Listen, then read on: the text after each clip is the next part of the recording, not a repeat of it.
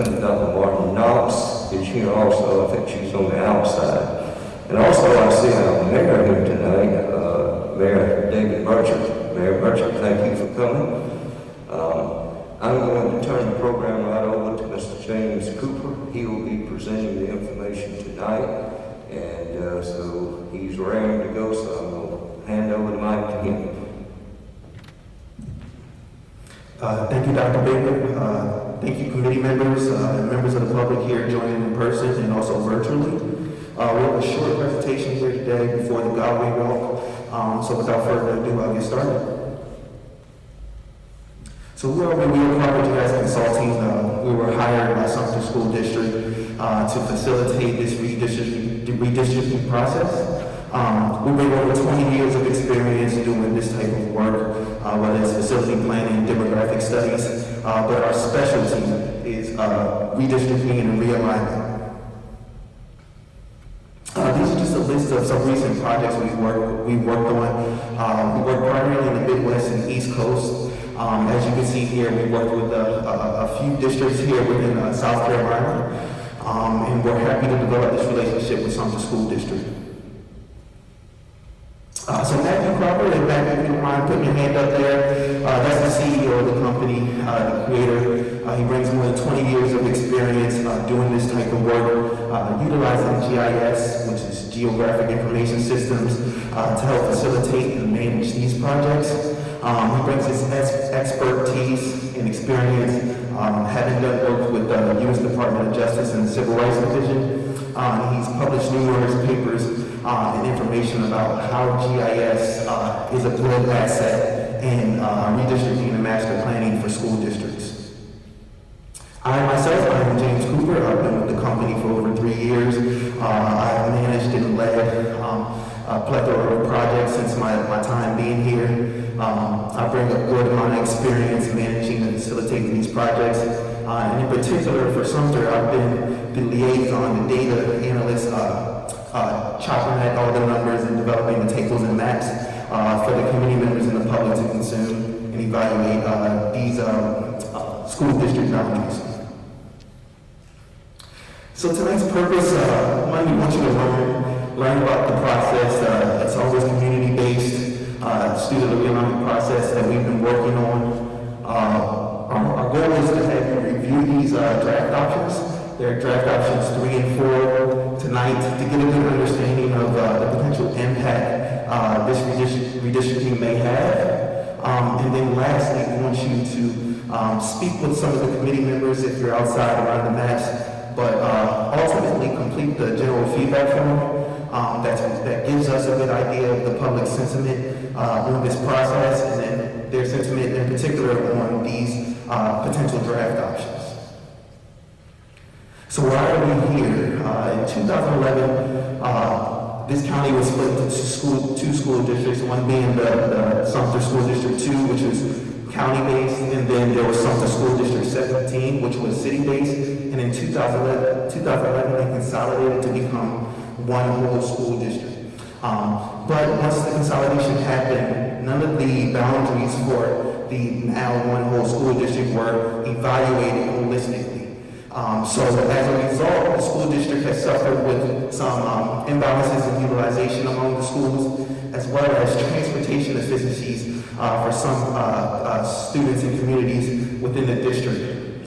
So our primary objective is to examine the district as a whole, all 3 levels, elementary, middle, and high, with a focus on establishing a feeder system that best meets the needs of all students within the county as best as possible. So looking at our project objectives that the committee has been oriented on, and the public should be as well, our goal is to always explore and develop student realignment options through a committee and community-based process, being transparent throughout all the work and statistics that the committee has worked on, with the ultimate goal of us, the consultant, recommending an option or maybe 2 options to the school board. We want to focus on developing these options for all levels within the county that best meets the district's realignment criteria. In a few slides, I'll go over the realignment criteria, which is kind of like a set of rules that we followed throughout this process. Three, we want to address the imbalances in utilization, as some schools are overutilized, and others are fairly underutilized. Fourth, we want to always address the transportation efficiencies of some students and communities. We want to try to establish some zones for students to attend the schools closest to home, if at all possible, while also adhering to the other realignment criteria that we'll be reviewing here shortly. And then the ultimate goal is to recommend a plan, one or two options to the school board in March of 2022. So in a nutshell, Crawford GRS were hired to develop the supporting materials and help facilitate this study with a community-based process.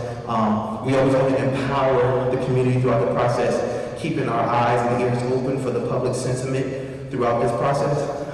We want to leverage our expertise as we've worked with many districts across the nation and have developed a good process and workflow that best helps the committee make really clear and informed decisions with the ultimate goal of recommending a plan to the school board next month. So now we'll go over the realignment criteria. As I stated before, the school board approved a set of criteria when we first started this process, which are pretty much a set of rules to follow when evaluating these options. The realignment committee has been oriented on these, and we follow them as best as possible when considering making a change to a particular community. So some of the realignment criteria are balanced school facility utilization. We recognize some schools have different capacity numbers, different classrooms and seats available for students. In a perfect world, we want all schools in a particular area to mimic the district's average. You don't want a school that's overpopulated while another one is underutilized. So this balancing this utilization helps give all the kids an equitable education at all schools within the district. You want to account for future growth, be mindful of future subdivisions and planned communities going on within the county. So, say for example, a particular school, we may not want to put as many students in it immediately, to just be mindful that a particular development may be occurring in an area to allow that school to be able to engulf those future families and their children as these developments are finished in the future. Close proximity. Again, we want to try to realign students to attend the school closest to them. If at all possible, you don't want kids traveling past one school to get to another. We do recognize, due to differences in capacities for different facilities within the district, that in some instances, students do have to travel a bit further than likely, but if at all possible, we do look at the proximity of the schools and where the students live to try to keep them closest to the school as possible. We want another point alongside the transportation is maximizing busing efficiencies. So we're looking at the exact distance that a particular student travels to a school. We actually map that information out using our GIS software to kind of understand distances that each student is traveling. And we want to be mindful and make every effort to account for school bus and car ride parenting commuting patterns to try to balance busing travel time and make efficient use of costs for the school district. We want to establish clear feeder patterns and continuity. Feeder patterns are just a progression of children from elementary school to middle and middle to high. So in a perfect world, we would want all students at, take for example, Olive Drive Elementary School to feed 100% into Olive Drive Middle School. In some instances, elementary school may feed into more than one middle school. So take for example, Olive Drive Elementary School may feed into Olive Drive Middle School in Ebenezer. If those instances do arise, you want to try to bring balance to those feeder patterns. So take for example, you would want 50% of the students at Olive Drive Elementary School to feed into Olive Drive Middle School, and then the other 50% from Olive Drive Elementary School to feed into Ebenezer Middle School. And this helps ensure that these kids are progressing to the next grade with some familiar faces and contingent relationships. We want to allow for the highest grade of the current current school to legacy enroll. This is sometimes referred to as grandfathering. So take for example, if a new realignment plan is adopted and a particular community is impacted, if your child is in a rising 5th grade, 8th grade, or 12th grade, that child will have the opportunity to stay at its current school. This is a common practice that many districts implement when doing redistricting planning. It just helps minimize the impact of some of these kids so they can stay at their current school and graduate without having to develop new relationships on a final year at a particular school. There's a caveat though, if you are one of these rising 5th grader, 5th, 8th, or 12th graders, you will be expected to provide your own transportation to your school. And then the other caveat is siblings would not be allowed. So say if you're a 12th grader on the year that a realignment goes into effect and your community is impacted, the 12th grader will be allowed to stay at that home school, but the sibling, if he or she were in 9th or 10th grade, 11th, they would have to be realigned to their new school. We want to minimize impacts on students. We recognize that with a district-wide redistricting adjustments that's going on, a lot of families will be impacted, a lot of students will be impacted. While we're trying to adhere to all these criteria, this is a big one that we try to focus on. We try to minimize the impact. We understand it's a lot. People definitely develop close relationships with their schools and their communities. So we always evaluate impacts when we consider moving an area and try to keep that number as low as possible. You also want to account for economic, cultural, and ethnic diversity. We like to ensure that all the schools are inclusionary and not adversely affected.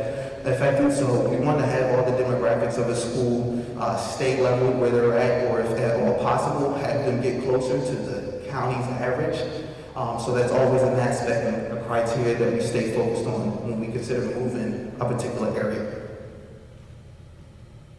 We're going to make every effort to establish continuous zones. We want all zones to encompass a particular area and not have a separate part of that zone outside of it. So say if there's when we draw a zone for a particular school, we won't go outside of that zone and circle around maybe a subdivision or an apartment complex and zone them to that school. We want to keep all zones holistically as one whole and not create what we call satellite zones. This helps ensure that communities are stayed together and relationships are continued, and it also helps with improvement on transportation efficiencies. And then lastly, we like to use major roads and natural boundaries wherever possible when creating these attendance zones. So major highways, major roads, mountainous features, creeks.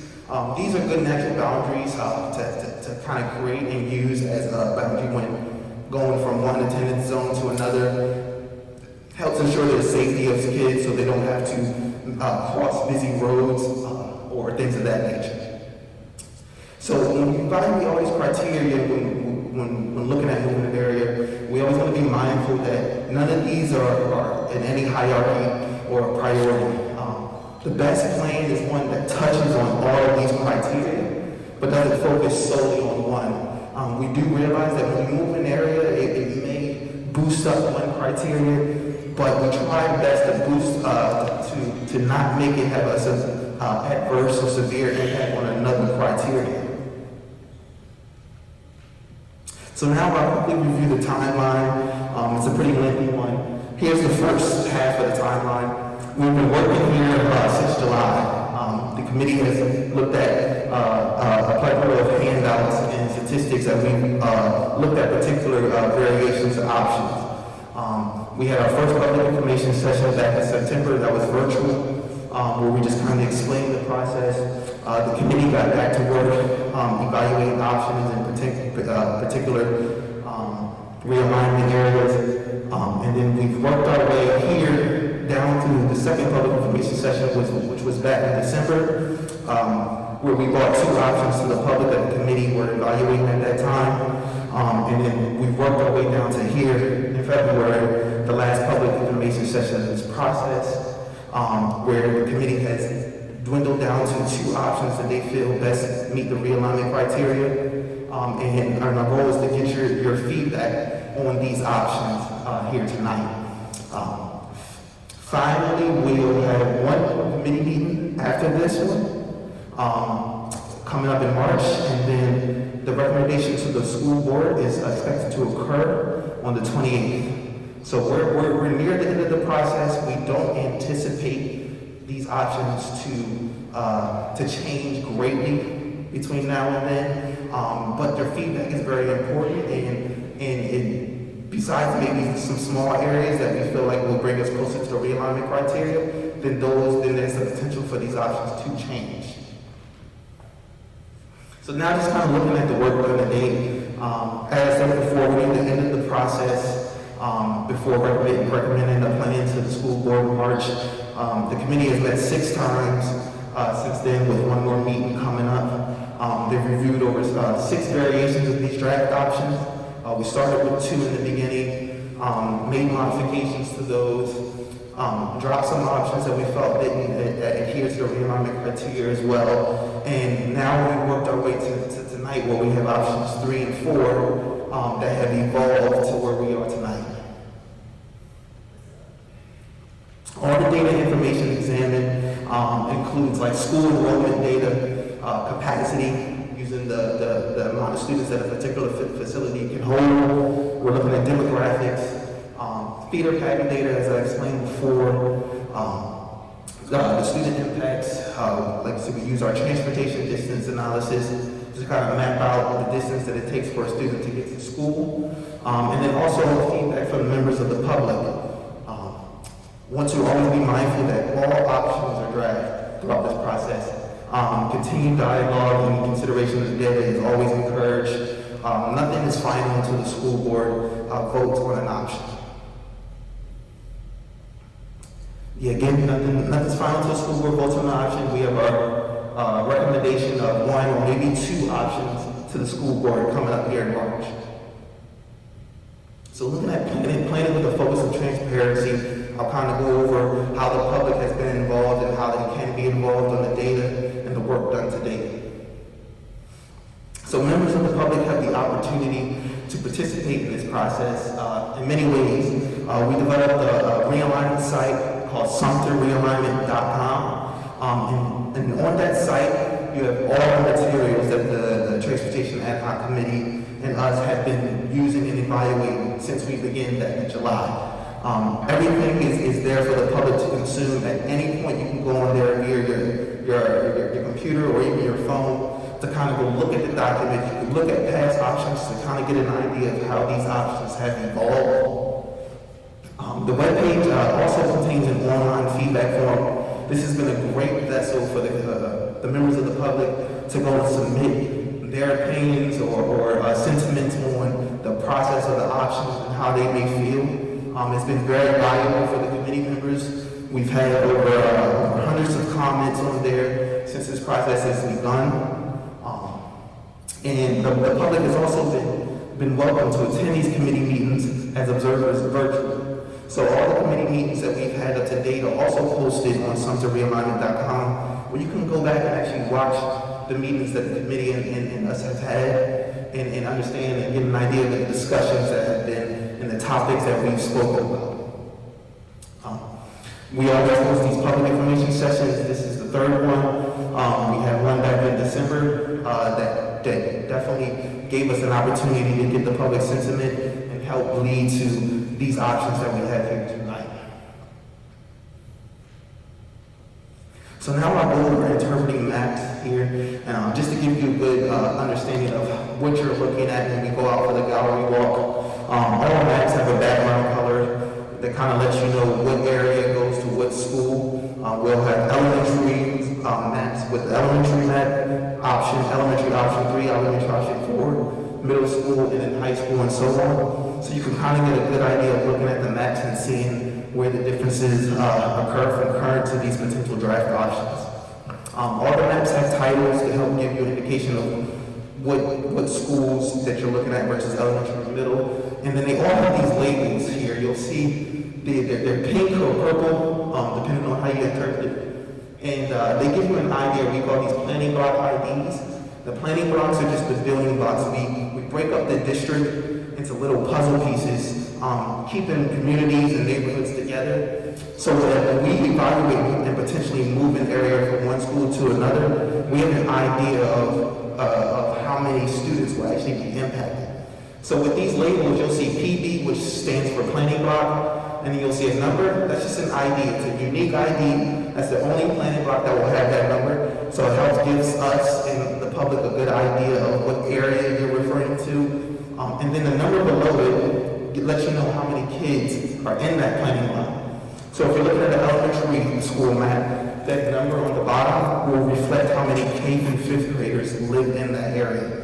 For middle school, it will reflect how many 6th through 8th, and then high school, it will reflect how many 9th through 12th graders live in a particular planning block. These have been a great vessel for us evaluating, moving, and understanding the impact that moving a particular area to a school has. This is a bigger screenshot of planning blocks.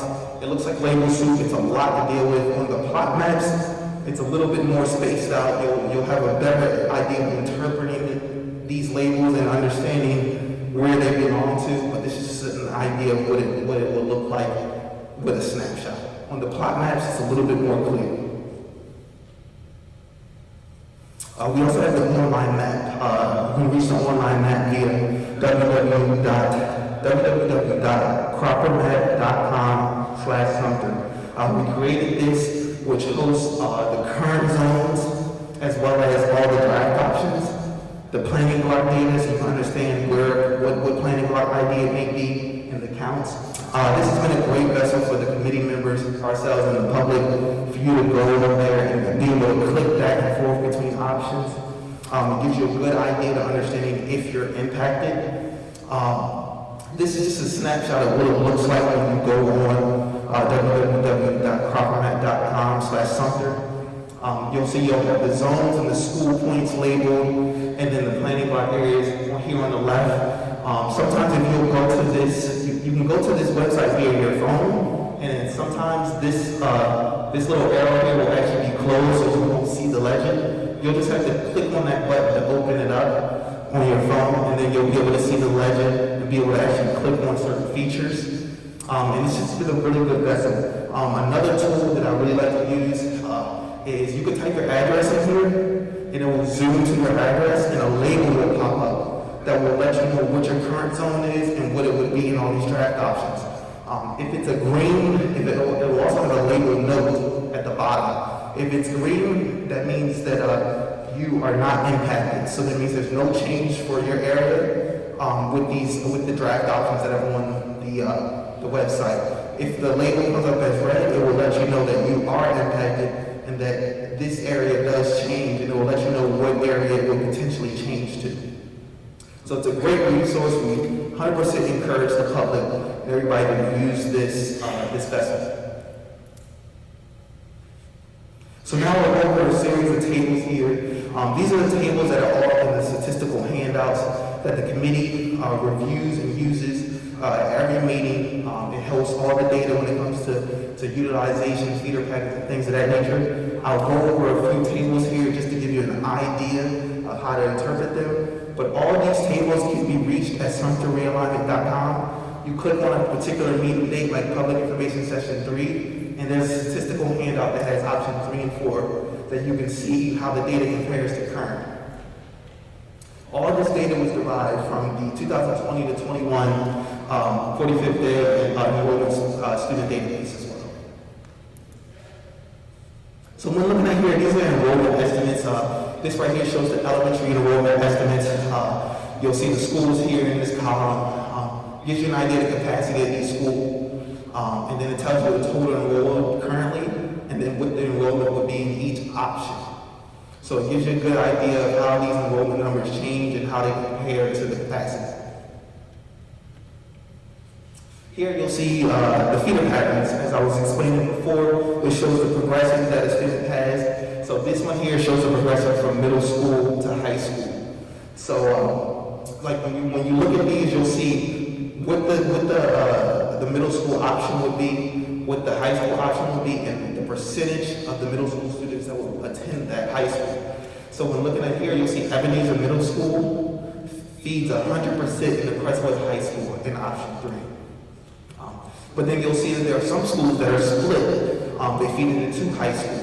So when you see a school name here in this column, that means that if you see it twice, that means that school is split. So that shows that Alice Drive feeds 51% into Crestwood High, and then 49% of Alice Drive Middle School feeds into Sumter High.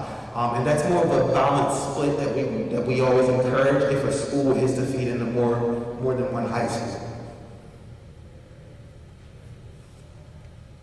This here shows the high school utilization. You'll see here it's current, gives you an idea of what the current utilization is. Utilization just takes the total enrolled students, divide that by the capacity, and multiply that by 100 to get a percentage. And this kind of shows you where there's some imbalances currently at the high school level within the district. These columns here kind of show you what the estimated utilization percentage would be for option 3 and 4. So you'll see here in these options that they do improve. They get closer to the district average, which is 71%. And in a perfect world, we would want all schools to reflect that percentage. Obviously, given the fact that certain communities aren't located in certain areas and certain areas are more dense than others, you can't always get it perfect. But you'll see that these options do improve upon and give Sumter High School some relief, as well as get Crestwood High School up closer to the district average.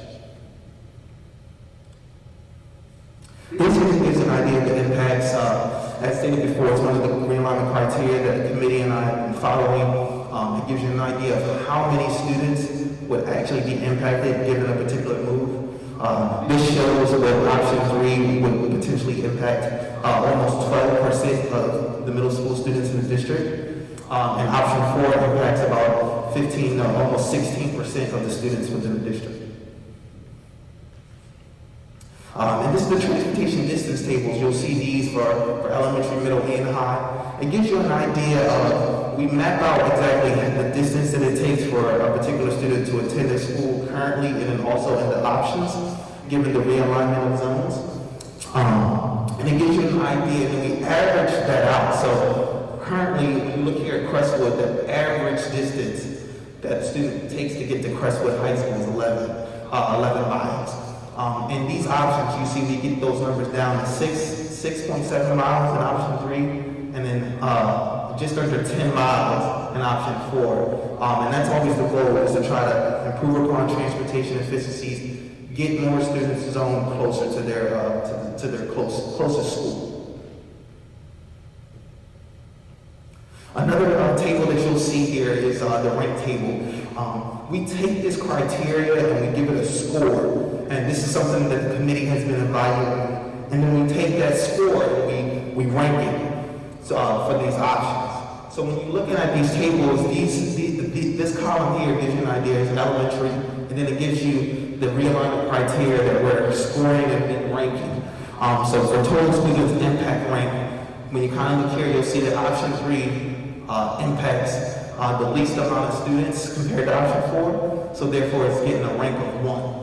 And so on. So looking at the middle school, you'll see that option 3 has a better ranking when it comes to feeder patterns and student transportation distance compared to option 4 for middle school level. This table, it basically takes all of that statistical data that we evaluate, compiles it, and summarizes it, and simplifies it in a very digestible way for the committee and also the public to kind of weigh how these options compare to one another. Overall, they're very comparable, and they all improve upon these variables, these realignment criteria compared to current. But option 3 ranks slightly higher than option 4 as a whole when looking at all of these variables. So tonight we have our gallery walk. This presentation will end here shortly, and then we'll go out to the maps with the committee members. You'll see that you'll be able to speak with these committee members. They should have some lanyards, orange lanyards to go, and you can speak with them around the maps. Ask them any questions that you may have about the process of these draft options. and if there's any opinions that you may want them to be aware about this process. Although these discussions around the map are very important, we definitely would still like you to go and submit the online feedback via the general feedback online on SumterRealignment.com.